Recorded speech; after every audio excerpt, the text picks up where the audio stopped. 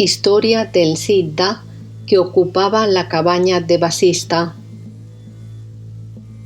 Mientras reflexionaba de este modo, cesó mi deseo de estar en la cabaña, y con él desaparecieron también la cabaña y el sabio. Cuando un pensamiento cesa, desaparece lo que existe a causa de ese pensamiento.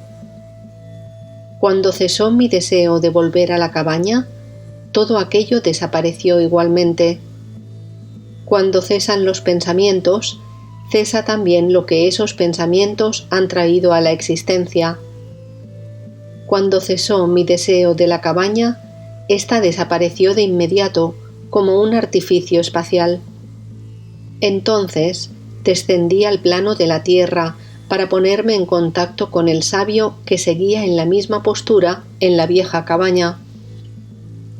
Flotaba en el espacio porque había superado la fuerza de la gravedad mediante la unión del prana y el apana, y seguía sumido en profunda meditación. Su cuerpo era fuerte como una roca y ligero como un copo de algodón. Para hacerle volver a su conciencia corporal, tomé la forma de una gran nube que llovía y tronaba sin cesar. Después de algún tiempo, el sabio despertó y pude preguntarle: ¿Dónde estás y qué haces? ¿Acaso has olvidado quién eres? Después de rememorar su pasado por unos instantes, el sabio me contestó: Ahora te reconozco, sagrado sabio, y te saludo. Perdóname por no haberte correspondido antes. Ya sabes que los sabios somos muy olvidadizos y distraídos. He deambulado por los mundos de los dioses durante mucho tiempo. Estoy cansado de este samsara. Si todo es conciencia pura, ¿qué puede ser considerado como un verdadero placer? Por consiguiente, permanezco en el espacio libre de las atracciones y distracciones mentales que preocupan a los hombres. Ninguna de estas experiencias sensibles es tan real con independencia de la conciencia. Los objetos de placer son fuentes de dolor. Los deleites sexuales también son ilusorios. La dulzura confunde al que disfruta de esa dulzura, y el que se deja enredar por estas sensaciones acaba literalmente destruido por ellas. La vida es breve y está llena de sensaciones de este tipo. Algunas veces uno puede sentirse feliz en este mundo por puro accidente, porque en él no hay nada estable ni permanente. Como un vaso en el torno del alfarero, este cuerpo da vueltas sin cesar en la rueda de la vida.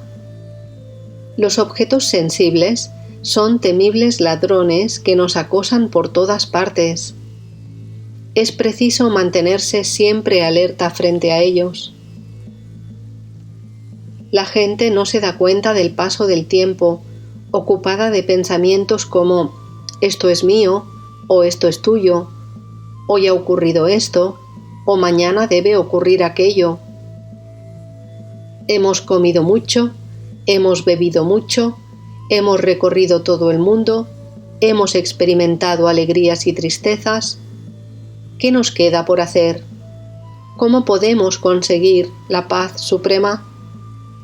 Los árboles no son más que madera, los seres no son más que carne, la tierra es barro, todo está lleno de frustración e impermanencia. ¿En qué podemos confiar, entonces? ¿Quién puede protegerme?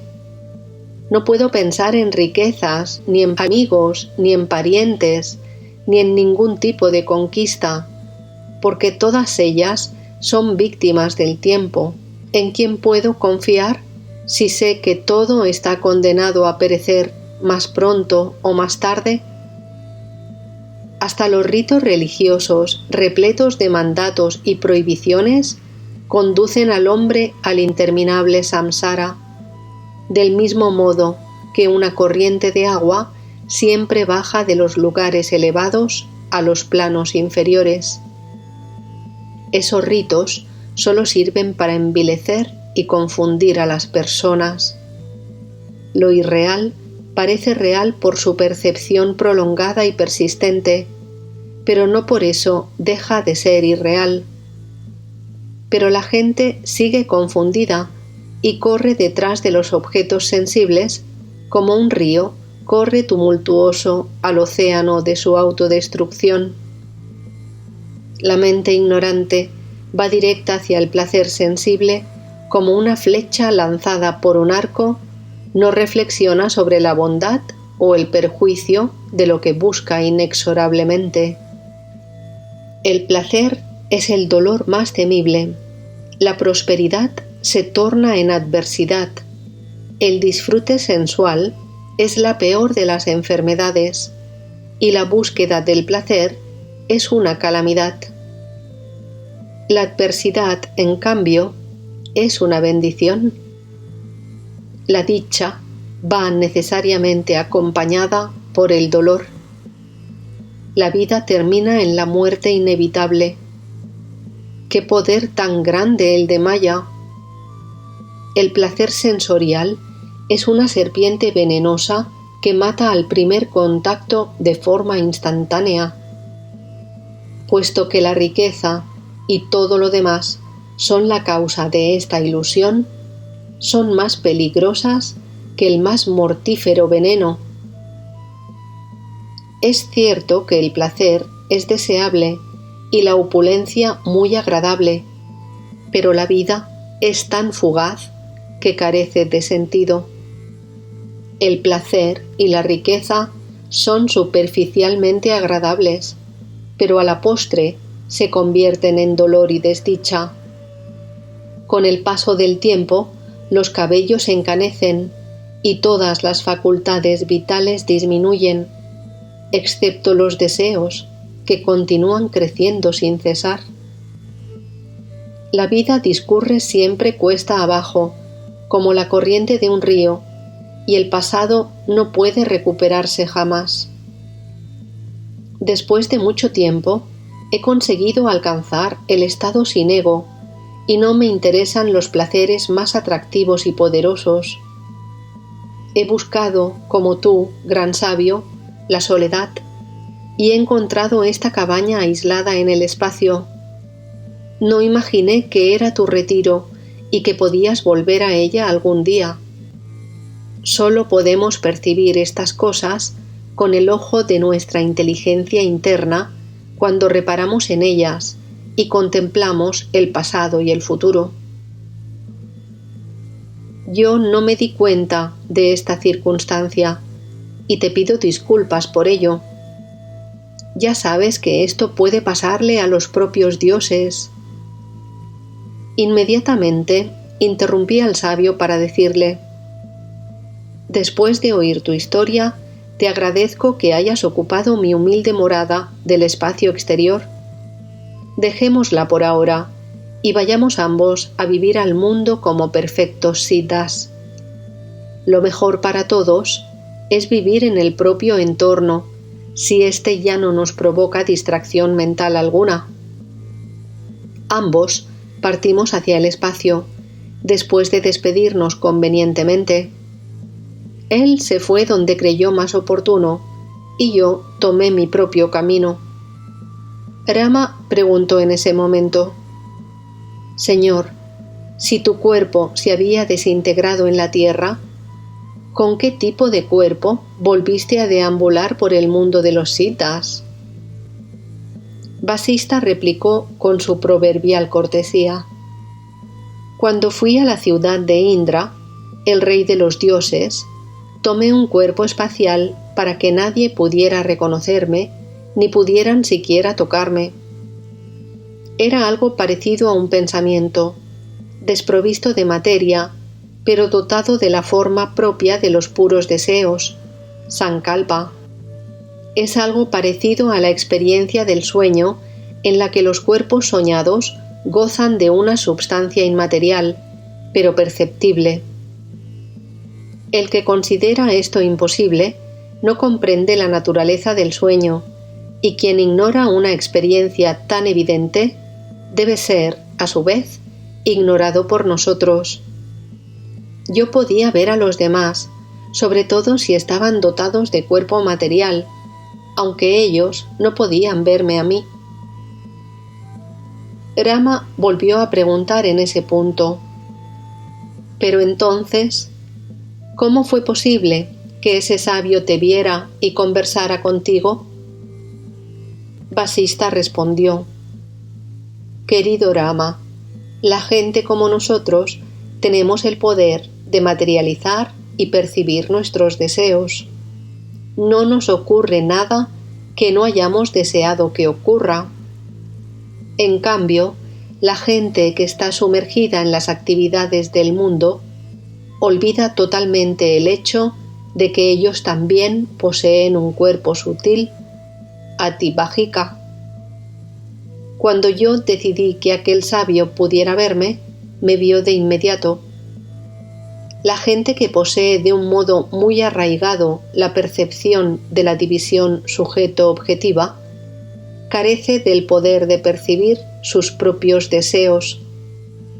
Pero los sabios pueden materializarlos y percibirlos porque en ellos se ha debilitado mucho la percepción sujeto-objetiva. Incluso entre los siddhas, los hay de muy distinto poder psíquico para realizar sus deseos. Pero volviendo a la historia anterior, con aquel cuerpo sutil deambulé por las regiones celestiales como un duende. Rama interrumpió de nuevo la narración. ¿Es verdad que existen los duendes, señor? ¿Qué aspecto tienen y qué es lo que hacen? Vasista respondió con amabilidad. Los fantasmas existen, querido Rama, y te voy a decir cómo son y lo que hacen. El que no instruye a alguien que reclama su enseñanza no es un verdadero maestro. Descripción de los fantasmas o pishakas. Algunos pishakas poseen un cuerpo sutil dotado de manos y pies y ven a la gente como lo haces tú mismo. Otros tienen caprichosas formas que parecen sombras e influyen en las mentes de los humanos. Otros matan a la gente dañina. También los hay que parecen hechos de niebla o de bruma, y otros que tienen un cuerpo soñado. Otros tienen un cuerpo aéreo, y otros poseen un cuerpo que solo es una ilusión del que los percibe. No pueden ser agarrados, ni ellos mismos pueden agarrar a nadie, pero experimentan el calor y el frío, la pena y la alegría. No comen ni beben, ni necesitan cosa material alguna. Sienten deseos, odio, amor, cólera, codicia e ilusiones.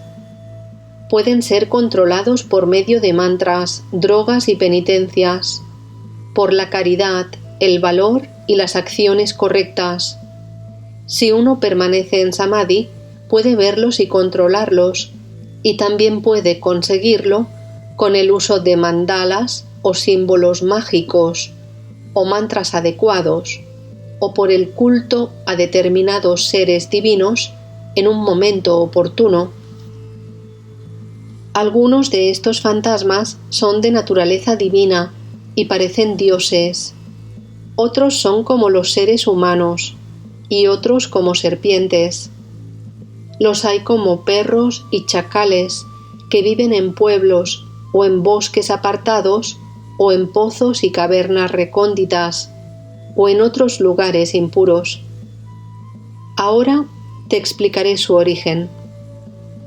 En la conciencia infinita surge una idea que se convierte en un jiva y al densificarse cada vez más adquiere sentimiento de ego o mente. Esto, como el mundo, solo existe como un pensamiento y por consiguiente es irreal. Se experiencia como algo real del mismo modo que uno siente sus propios pensamientos como si fueran reales. En este sentido, los mismos dioses y todas las criaturas son reales. Pero de hecho aquí no hay nada real, ni la semilla, ni el árbol, ni el que lo planta, que es lo que se toma como sujeto creador del mundo. Los más elevados de ellos son dioses. En el término medio están los seres humanos, y en un grado más acusado de impureza están los animales y el resto de las criaturas. De ellos, los que carecen de cuerpo, asharira, son los llamados fantasmas o pishakas, de los que te he hablado. Las diferencias que se advierten entre ellos no se deben al capricho o a la fantasía del creador, sino a la elección de ellos mismos. Cada uno de ellos es lo que ha decidido ser, pero no debes olvidar que todos ellos son conciencia que toma la forma de cuerpo sutil, ati-bhajika. La forma física o material que toman solo se debe a su persistente autoengaño. Los fantasmas existen, pues, con su propia forma y hacen lo que tienen que hacer conforme a su naturaleza, lo que les lleva a sentir experiencias diversas. Se ven y se comunican unos con otros como en un sueño. Algunos de ellos no se comunican con nadie, como los objetos que aparecen en los sueños. Además de estos fantasmas o pishakas, también hay duendes y otros seres sin cuerpo. Estos fantasmas crean su propio círculo de oscuridad e ignorancia, en el que ni siquiera los rayos del sol pueden penetrar. Crecen y se multiplican al abrigo de esta ignorancia, pues la luz del conocimiento es su enemigo natural. Como te estaba diciendo, deambulé por el cielo como un fantasma. Nadie podía verme, aunque yo podía ver a todo el mundo. Un día pensé, desde este momento quiero que los dioses me vean también a mí. Inmediatamente se cumplieron mis deseos y los dioses pudieron verme. Descripción del propio Vasista. Los dioses tenían ideas muy diferentes sobre mi presencia entre ellos. Los que no me conocían pensaron que procedía de la tierra y me llamaron Parthiva Vasista. Otros creyeron que había descendido por los rayos del sol y me llamaron Taiyasa Vasista. Los que creían que había llegado sobre el viento me dieron el nombre de Vata Vasista, y los que suponían que había brotado de las aguas me llamaron Vari Vasista. Con el tiempo llegué a tener un cuerpo físico visible. Para mí no había diferencia alguna entre los cuerpos materiales y los cuerpos sutiles, pues ambos eran pura conciencia. En este momento parece que vivo dentro de este cuerpo a causa de mis palabras. Un Jivan Mukta es Brahman mismo, ya tenga cuerpo o no lo tenga. En mí mismo no hay otra idea que Brahman, y aunque me ocupe en otras actividades, esta idea no cesa en ningún momento. Veo este mundo material como el que sueña ve los objetos soñados, aunque éstos no hayan brotado de ninguna parte. Porque todos estos objetos se manifiestan como si fueran reales y materiales, aunque jamás han sido creados. A causa de un pensamiento recurrente del sabio Vasista, aparezco en las mentes de todos, en la tuya y aún en la mía, como si estuviera sentado en este lugar. Sin embargo, esto es puro vacío, pensamientos que brotan en la mente del Creador. Las ideas de yo y tú se han grabado con fuerza en tu conciencia porque no te has preocupado de investigarlas cuidadosamente. Cuando indagas sobre ellas y comprendes su verdadera naturaleza, se desvanecen rápidamente. Cuando se comprende y se realiza la verdad, todas las escenas de lo que llamamos creación desaparecen como cesa el agua de un espejismo cuando se comprende su naturaleza real. De hecho, por el mero estudio de este Maharamayana se comprende la verdadera realidad sin grandes dificultades. El que no se interesa por la liberación no es un hombre, sino un gusano. Debemos meditar sobre la felicidad de la liberación y el inevitable dolor que acompaña a la ignorancia. Por el estudio de este Maharamayana se obtiene la paz suprema. La liberación concede una frialdad interna de la mente, mientras que la ignorancia produce angustia psicológica. Después de comprender esto, no debemos esforzarnos más por la liberación. ¡Qué insensata es la gente! Permanecen obsesionados por el deseo de satisfacciones sensibles, aunque todos ellos pueden cultivar el deseo de la liberación si estudian cuidadosamente esta escritura.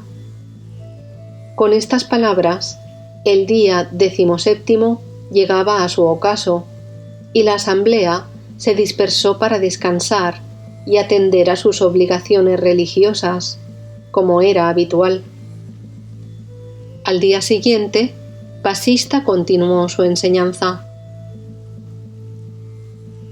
Te he contado la historia de la roca para que puedas comprender y realizar la verdad con suficiente claridad. Nada existe en ningún momento en ningún lugar. Solo existe Brahman como una masa de conciencia sin división ni fractura alguna, que no sufre ningún cambio. El propio ser cósmico solo es un objeto soñado en esa conciencia, que unas veces se manifiesta de forma sutil y otras de modo tosco y material. Por consiguiente, no hay creación ni creador, sino una sola conciencia indivisible, no dual. La diversidad de los sueños no origina diversidad alguna en el que sueña, y esta idea de creación tampoco produce división alguna en la conciencia. Solo hay conciencia, no creación. Las montañas soñadas no son montañas, sino el propio soñador que las está soñando. La conciencia infinita, Chidakasha, soy yo, son los tres mundos, es el Purusha y eres tú mismo. Doctrina de la inmortalidad o Ayatavada. Sin este Chidakasha, el cuerpo es un cadáver. Esta conciencia infinita no puede ser cortada ni quemada y jamás puede perecer porque nunca ha sido creada y no existe objetivamente. Por tanto, nadie nace ni muere jamás. La conciencia es la persona. Si se dice que una persona ha muerto y por consiguiente su conciencia ha muerto, es como si se dijera que porque muere el hijo, también muere el padre. Si la conciencia muriera, todas las cosas morirían y el mundo quedaría incomprensiblemente vacío. Esta conciencia, querido Rama, no ha muerto jamás, ni esta creación se ha quedado nunca vacía, porque el ser interior de cada uno, que es conciencia pura, es inmutable. Cuando se ha comprendido esto, ¿dónde puede haber nacimiento y muerte? Cuando uno comprende y realiza que es conciencia pura, ya no le afecta el nacimiento o la muerte, el placer o el dolor. Desgraciado de aquel que no lo ha comprendido o lo ha olvidado por completo. El que comprende que es puro experienciar no es afectado por calamidad alguna. ni por angustias mentales o trastornos psicológicos de ningún tipo. Mientras uno piensa que es un cuerpo, pierde la fuerza y la sabiduría, pero cuando comprende que es pura conciencia, la recupera de nuevo. Entonces ya no es víctima de la codicia, de la vanidad ni de ilusión alguna. Qué locos son los que se lamentan porque van a morir pensando en la muerte del cuerpo. Cuando uno sabe que es conciencia, siente el golpe de la flecha más afilada como si fuera la caricia de una flor. Si la conciencia pudiera morir, la gente estaría siempre muerta. Nada muere. La conciencia concibe ambos pensamientos, estar vivo y estar muerto. Por un lado es consciente del samsara y por otro es consciente de la liberación. Toma conciencia del placer y del dolor sin abandonar su verdadera naturaleza. En el estado de ignorancia de sí misma, se ve envuelta en la ilusión. En el estado de conocimiento de sí misma, se libera de esa misma ilusión. Pero la conciencia misma no aparece ni desaparece. No existe algo que podamos llamar la realidad frente a algo que tenemos que denominar ignorancia o ilusión. Existe todo lo que es concebido, tal y como es concebido. Diversas teorías sobre la realidad. Puesto que el mundo es el sueño del Ser Supremo y todas las cosas son penetradas y envueltas por Brahman, la propia experiencia es Brahman. Lo que se percibe es el mundo objetivo. La conciencia permanece invisible. Por lo tanto, esta ilusión puede considerarse como una imaginación real del ser.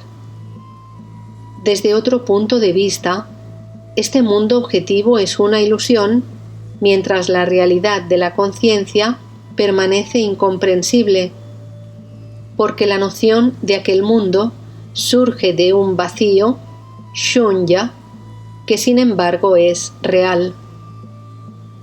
La conciencia infinita no desarrolla ninguna actividad, pues el mundo surge de una causa inmanifestada, pradhana o prakriti.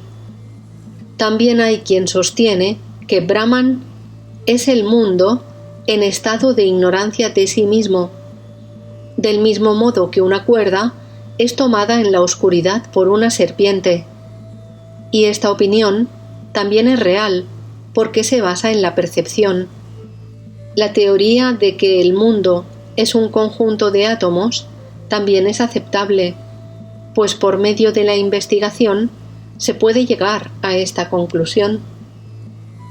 Algunos pensadores dicen que el mundo es tal y como uno lo ve, y por consiguiente, este mundo no es real ni irreal, sino que goza de una realidad puramente subjetiva. Otros declaran en cambio que sólo el mundo externo es real y que no hay otra realidad más que esta.